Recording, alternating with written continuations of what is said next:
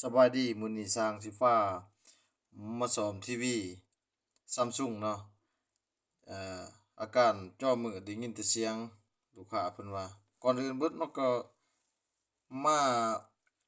ถอดเสื้อผ้าเนาะถอดเสื้อผ้าออกด้านหลังเนาะผ้าครอบด้านหลังหรือว่าผ้าครอบด้านหลังนี่แหละ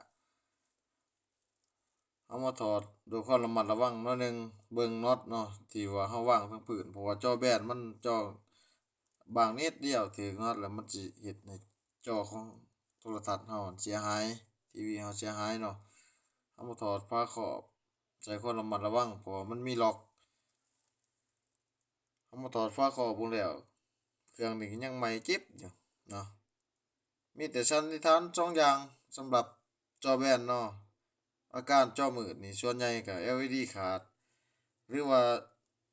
ไฟบ่เลี้ยง LED อันนี้เรามาวัดเบิ่งไฟก่อนมันสิเลี้ยง LED หรือบ่เนาะเรามาที่ย่าน DC Volt นี้นะ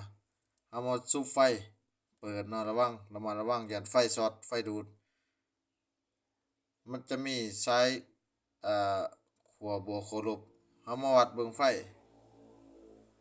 เนาะ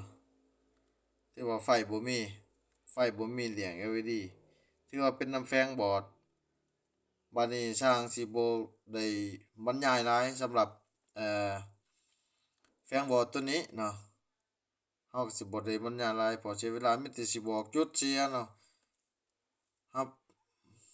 มาวัดเบิ่งไดโอดอยู่ในแฝงบอร์ดนั้นไดโอดก็ดีเนาะแล้วก็มันจะมี IC สองคาปาซิเตอร์2ตัวเนาะเราสังเกตเบิ่งตัวหนึ่งมันน่าจะเสียเนาะมันปูดบวมเอามาวัดเบิ่งไม่มันก็ตกเราเปลี่ยนเบิ่งเนาะเพราะว่าเราย่ามรอบๆแล้วบ่มีอันใดช็อตมีแต่อันนี้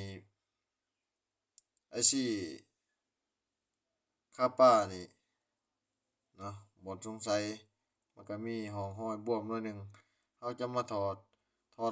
เราวัดเบิ่งมันก็ค่ามันต่ำเราก็จะใส่ใหม่เลย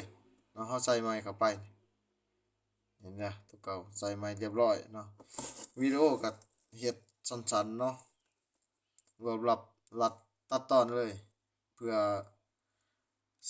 ประหยัดเวลาว่าซั่นซะสร้างเว้าก็บ่เก่งแหน่เนาะเว้าอธิบายได้บ่หลายแต่ว่าเฮ็ดได้หลาย